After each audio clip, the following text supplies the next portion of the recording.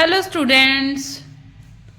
तो आज हम नेक्स्ट चैप्टर करने जा रहे हैं रेस्पिरेशन इन प्लांट्स।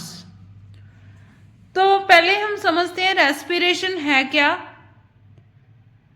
तो रेस्पिरेशन एक एनर्जी रिलीजिंग एंजाइमेटिकली कंट्रोल्ड एक वो प्रोसेस है जिसके अंदर एनर्जी रिलीज होती है, बट कंट्रोल किसके द्वारा किया जाता है? एंजाइम्स के द्वारा। एक कैटाबोलिक प्रोसेस है। कैटाबोलिक मतलब ब्रेक डाउन हो रही है यहाँ पे, which involves a stepwise oxidative break down of food substances inside the living cell. कि लिविंग सेल के अंदर, ये मान लो लिविंग सेल है, लिविंग सेल के अंदर जो हमने फूड खाया है वो डाइजेस्ट होता है किसमें? ग्लूकोज के अंदर। अब वो जो ग्लूकोज है वो ब्रेक डाउन होता है in the presence of oxygen. Oxidation होती है ग्लूकोज की, ब्रेक डाउन होता है किसके अंदर? कार्बन डाइऑक्साइड और वाटर के अंदर। और साथ में हमें क्या मिलती है? Energy in the form of ATP. ठीक है, तो ये सारा प्रोसेस कंट्रोल किसके जरिए होता है? एंजाइम्स के। ठीक है, तो इतना समझ आ गया होगा आपको रेस्पिरेशन क्या है। अब हम डिफरेंस करते हैं कि रेस्पिरेशन और कंबशन के अंदर डिफरेंस क्या होता है। ये इंपॉर्टेंट डिफरेंस है। ठीक है, तो रेस्पिरेशन के अंदर क्या होता है कि ये जो रेस्पिरेशन होती है ये लिविंग सेल्स के अंदर होती है। ठीक है, लिविंग सेल्स के अंदर होती है, बट जो कंबशन होती है वो नॉन सेलुलर प्रोसेस होता है, मतलब इसके अंदर कोई सेल इन्वॉल्व नहीं होता। अब जो हमारे पास रेस्पिरेशन है वो बायोलॉजिकली कंट्रोल्ड होती है बाय एंजाइम्स। हम अभी पढ़ के गए हैं। ठीक है, कंट्रोल्ड बाय एंजाइमेटिकल। तो कंबशन जो होती है वो अनकंट्रोल्ड होती है, वो अनकंट्रोल्ड होती है। अगर एक बार जलना शुरू हो गया तो जब तक वो सबस्ट्रेट खत्म नहीं हो जाता तब तक वो कंबशन चलती रहती है। ये एक फोर्सफुली स्टॉप, अगर हमें स्टॉप भी करनी है तो फोर्सफुली करनी पड़ेगी। Respiration is biochemical process. Living organisms के अंदर केमिकल रिएक्शंस होती हैं जिसमें रेस्पिरेशन जो है, रेस्पिरेशन को इसलिए हम क्या कहते हैं? Biochemical process. ये एक फिजियोकेमिकल प्रोसेस है। ठीक है, फिजियोकेमिकल प्रोसेस। इसके अंदर टेम्परेचर राइज नहीं होता। ठीक है, temperature is not allowed to rise. यहाँ पे जो टेम्परेचर होता है जब हम कंबशन करते हैं तो बहुत ज़्यादा एकदम से हाई हो जाता है। यहाँ पे एनर्जी की फॉर्म में हमें मिलेगी एटीपी मॉलिक्यूल्स, और यहाँ पे कोई किसी तरह का एटीपी मॉलिक्यूल नहीं मिलेगा। अब हम बात करते हैं रेस्पिरेटरी सबस्ट्रेट की। कंबशन के अंदर सबस्ट्रेट कौन सा चाहिए वो तो सबको पता है ना। तो अभी आप बात करते हैं रेस्पिरेटरी सबस्ट्रेट के बारे में। तो रेस्पिरेटरी सबस्ट्रेट है the compound that are oxidised during the process of cellular respiration. वो सब्सटेंस जो during the cellular process, cellular respiration जो ऑक्सीडाइज होगा उसको हम रेस्पिरेटरी सबस्ट्रेट बोल देंगे। तो रेस्पिरेटरी सबस्ट्रेट हमारे पास क्या हो सकता है? हमारे पास कार्बोहाइड्रेट हो सकते हैं। ठीक है, हमारे पास फैट्स हो सकती हैं, प्रोटीन्स हो सकते हैं।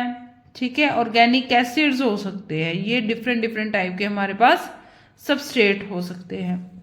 तो यूजली जो सबस्ट्रेट यूज होता है वो होता है कार्बोहाइड्रेट्स। ठीक है, यूजली जो सबस्ट्रेट यूज होता है वो कार्बोहाइड्रेट होता है। उसके अलावा fats, proteins, organic acid use होते हैं एज अ रेस्पिरेटरी सबस्ट्रेट। अब हम देखते हैं कि अमाउंट ऑफ एनर्जी कितनी रिलीज होती है जब ये सबस्ट्रेट ऑक्सीडाइज्ड होते हैं रेस्पिरेशन में। तो 1 ग्राम फैट जो है वो 9.8 किलो कैल एनर्जी प्रोवाइड करती है। 1 ग्राम प्रोटीन 4.8 किलो कैल एनर्जी प्रोवाइड करती है। और 1 ग्राम कार्बोहाइड्रेट्स, अगर हम 1 ग्राम कार्बोहाइड्रेट्स खाते हैं तो हमें 4.4 किलो कैल एनर्जी मिलती है। तो ऑर्गेनिक एसिड्स जो होते हैं जैसे कि मैलिक एसिड, कुछ ऑर्गेनिक एसिड भी क्या होते हैं, रिस्पायर करते हैं और एनर्जी देते हैं। ये जो ऑर्गेनिक एसिड्स होते हैं ये मोस्टली सक्कुलेंट ज़ीरोफाइट्स के अंदर होते हैं, सक्कुलेंट ज़ीरोफाइट्स के अंदर होते हैं, और डे टाइम के अंदर ये जो है रेस्पिरेशन करते हैं, मतलब ऑक्सीडाइज होते हैं और प्लांट्स को एनर्जी प्रोवाइड करते हैं। तो जो हमारे कार्बोहाइड्रेट्स होते हैं, तो कार्बोहाइड्रेट्स के अंदर हमारे पास मेनली जो कार्बोहाइड्रेट्स हैं वो है स्टार्च, ग्लाइकोजन,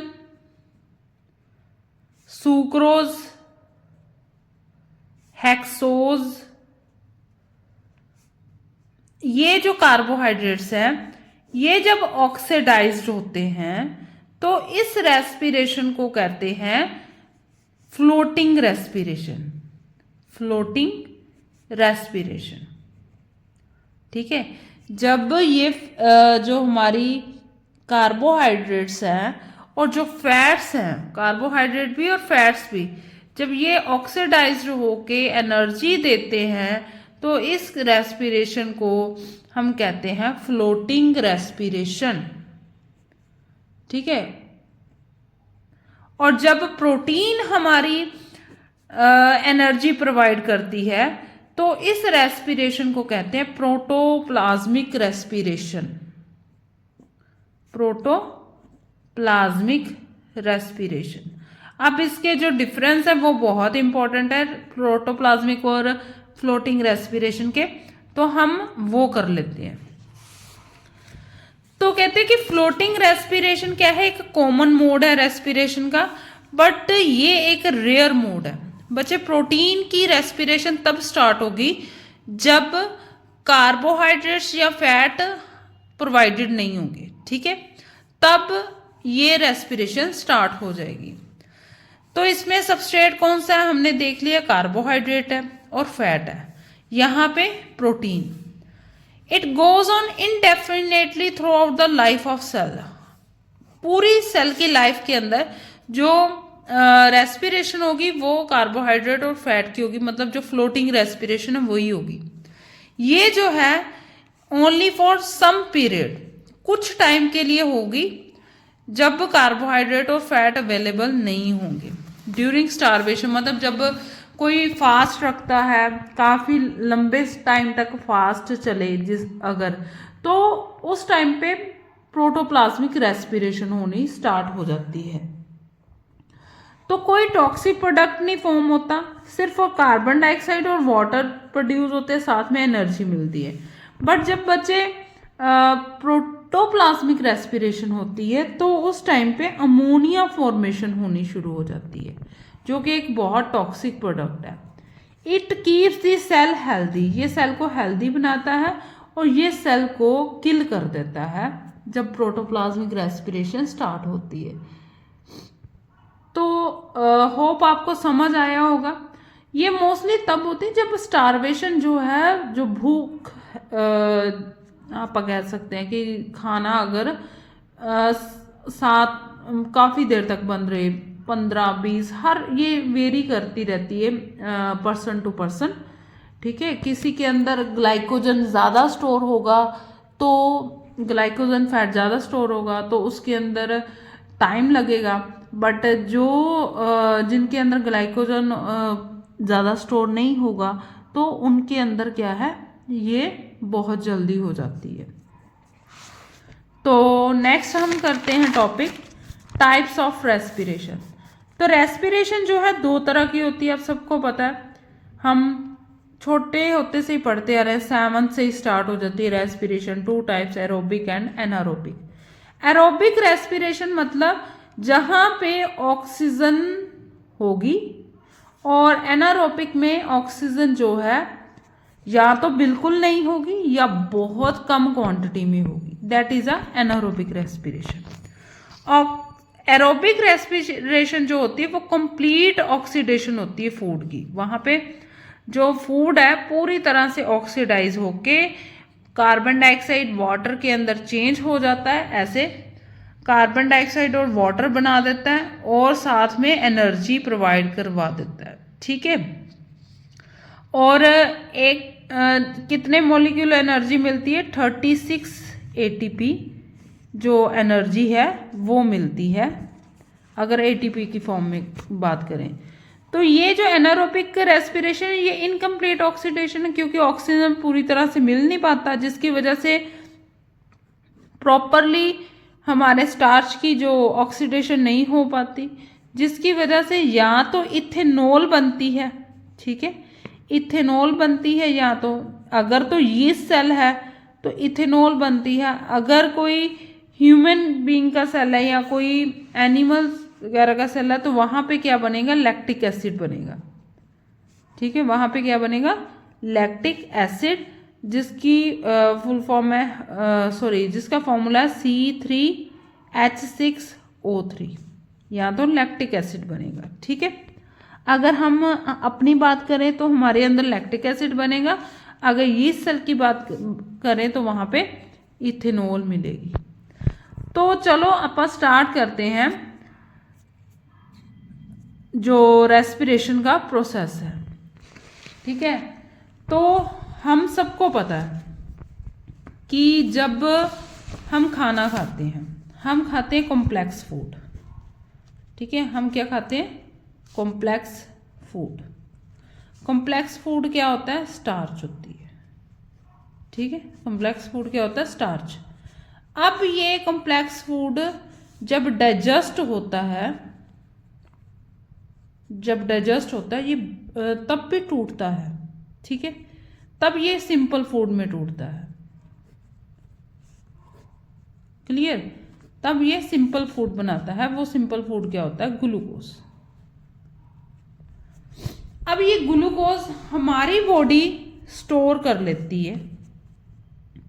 अब अगर किसी इंसान को उस टाइम पे एनर्जी की उतनी ज़्यादा ज़रूरत नहीं है तो हमारी बॉडी क्या है? कुछ टाइम के लिए ग्लूकोज को स्टोर कर लेती है इन दी फॉर्म ऑफ ग्लाइकोजन, और फिर जब एनर्जी की ज़रूरत होती है बॉडी को या सेल को, ग्लाइकोजन दोबारा से कन्वर्ट हो जाता है ग्लूकोज के अंदर, और फिर ग्लूकोज की क्या होती है? रेस्पिरेशन होती है, और फिर उसके बाद जो ग्लूकोज है किस में कन्वर्ट होता है? एनर्जी में कन्वर्ट होता है। अब ये सारा प्रोसेस तो आता है डाइजेशन के अंदर।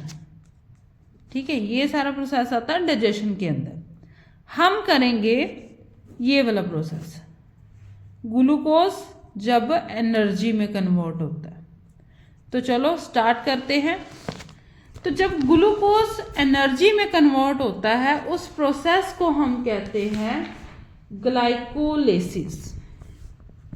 इस प्रोसेस को हम कहते हैं ग्लाइकोलाइसिस।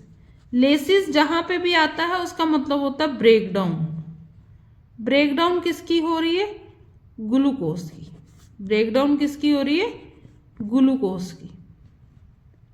ठीक है, तो यहाँ पे ग्लाइकोलाइसिस के अंदर इसको EMP पाथवे भी बोलते हैं। EMP pathway. ठीक है, EMP का मतलब है एम्बेडन। ये साइंटिस्ट थे जिन्होंने ये पाथवे फाइंड आउट किया था। मेयर ऑफ और परनस, ये था। ठीक है, अब ये ऐसा पाथवे है जहां पे ऑक्सीजन का यूज नहीं होगा, और ये जो ऑक्सीजन का यूज यहाँ पे नहीं होगा, और साइटोप्लाज्म के अंदर ये पाथवे होगा। मतलब जो हमारे सेल हैं उसके साइटोप्लाज्म में ये पाथवे होगा। ठीक है, इतना समझ आ गया। अब ये जो प्रोसेस है डाइजेशन कह रही हूँ, ग्लूकोज की ब्रेकडाउन का, ये प्रोसेस जो है लर्न करना बहुत ज़रूरी है। एरोबिक और एनारोबिक दोनों ऑर्गेनिजम्स के अंदर ये पाथवे जो है वो सेम रहेगा, ठीक है, साइटोप्लाज्म में होगा और ये पाथवे सेम रहेगा ग्लाइकोलाइसिस के अंदर। तो हम पहले फर्स्ट हाफ आज करेंगे और नेक्स्ट जो हाफ है वो हम कल करेंगे, ताकि आपको लर्न हो जाए। और इसको लर्न कर लेना साथ साथ, क्योंकि ये बहुत इम्पॉर्टेंट है, ठीक है। अब हम बात करते हैं पहले इस चीज़ की, जो हमारे पास एक मोलिक्यूल ग्लूकोज का होगा उसकी बात कर रहे हैं, 1 मोलिक्यूल ऑफ ग्लूकोज। तो जब एक मोलिक्यूल ग्लूकोज का होगा तो बच्चे वो कन्वर्ट होगा पहले ग्लूकोज 6 फॉस्फेट के अंदर। ग्लूकोज 6 फॉस्फेट के अंदर का मतलब क्या है, ग्लूकोज में होते हैं 6 कार्बन, 1 2 3 4 5 6, ठीक है, 6 कार्बन्स होते हैं। तो इन 6 कार्बन्स में जब एक फॉस्फेट की एडिशन हो जाएगी उसको हम कहेंगे ग्लूकोज 6 फॉस्फेट। किस नंबर पे होगी, कार्बन के 6 नंबर पे अगर एक फॉस्फेट की एडिशन होगी तो उसको हम कहेंगे ग्लूकोज 6 फॉस्फेट। अब फॉस्फेट आएगा कहाँ से, तो ऑब्वियसली जब फॉस्फेट आएगा तो वो उसके लिए क्या यूज होगा, एटीपी एनर्जी यूज होगी, और वो किस में कन्वर्ट हो जाएगी, एडीपी के अंदर, ठीक है।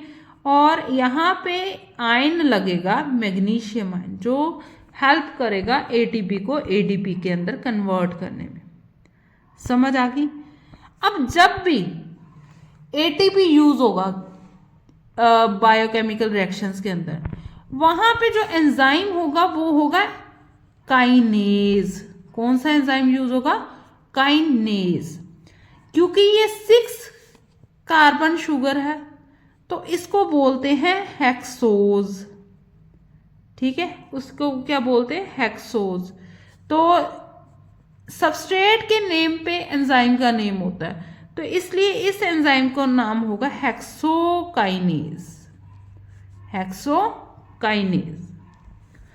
अब ये जो ग्लूकोज 6 फॉस्फेट बना है, ग्लूकोज 6 फॉस्फेट जो है वो कन्वर्ट हो जाएगा फ्रक्टोज 6 फॉस्फेट के अंदर।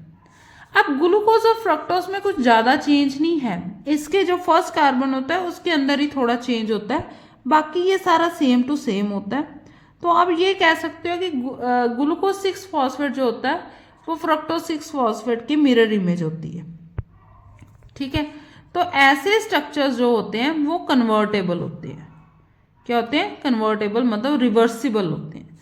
तो यहाँ पे जो एंजाइम लगता है वो भी होता है आइसोमेरेज, जो ऐसे कन्वर्ट हो जाते हैं, रिवर्सिबल होते हैं। वहाँ पे जो एंजाइम होगा वो क्या होगा, आइसोमेरेज, जहाँ पे एक तरह के मिरर इमेज बनता है। अब फ्रक्टोज 6 फॉस्फेट जब बन गया तो फिर दोबारा से ये बनेगा फ्रक्टोज 1,6 डाई फॉस्फेट। डाई का मतलब होता है 2, डाई का मतलब 2। कितने फॉस्फेट लग गए, 2 फॉस्फेट। कहाँ कहाँ पे, एक कार्बन 1 पे, एक कार्बन 6 पे। तो अब दोबारा से फिर फॉस्फेट लगा, तो ये फॉस्फेट क्या कहाँ से आया, इसके लिए भी क्या लगेगा, एटीपी। तो यहाँ पे क्या लिख देंगे, एटीपी। एटीपी किस में कन्वर्ट हो रहा है, एडीपी में। और यहाँ पे जो आयन लगेगा वो क्या लगेगा, मैग्नीशियम आयन, ठीक है। अब देखो यहाँ पे भी एटीपी यूज हुआ, यहाँ पे हमारा कौन सा एंजाइम लग जाएगा, काइनेज। अगर आप काइनेज भी लिख दोगे कोई गलत नहीं कर सकता। अब क्योंकि ये सबस्ट्रेट यूज हुआ है, सबस्ट्रेट कौन सा है, फ्रक्टोज 6 फॉस्फेट, तो यहाँ पे जो पूरा नेम बनेगा, काइनेज भी लिख सकते हो बट पूरा नेम क्या बनेगा, फॉस्फो फ्रक्टो काइनेज, ठीक है, फॉस्फो फ्रक्टो काइनेज। इतना होप समझ आ गया आपको। अब ये जो बचे हमारा 6 कार्बन कंपाउंड था, अब 3 कार्बन कंपाउंड में कन्वर्ट हो जाएगा। मतलब यहाँ से ये क्या करेगा, ब्रेक हो जाएगा, ये वाला पार्ट अलग हो जाएगा, ये वाला पार्ट अलग हो जाएगा। ठीक है, ये एक पार्ट इस साइड चलेगा, एक पार्ट इस साइड चलेगा। ठीक है, तो ये भी रिवर्सिबल है। ठीक है, इसलिए इस यहाँ पे जो एंजाइम यूज होगा वो होगा एल्डोलेज। ठीक है, तो यहाँ पे बन गया 3-फॉस्फोग्लिसरैल्डिहाइड। ठीक है, और DHAP मतलब डाईहाइड्रो एसीटोन फॉस्फेट, ये बना। ठीक है, ये भी रिवर्सिबल प्रोसेस है, ये इनकी मिरर इमेज है एक दूसरे की। तो यहाँ पे क्या आ जाएगा, एंजाइम आइसोमेरेज। ठीक है, और ये क्या है, 3 कार्बन कंपाउंड। ये इतना लिखने की जरूरत नहीं है। होप आपको ये फर्स्ट हाफ समझ आया होगा। ठीक है, बाकी का आप कल करेंगे। और अगर आपको वीडियो अच्छा लगा हो तो प्लीज़ लाइक करें, शेयर करें एंड सब्सक्राइब करें। Thank you, have a nice day.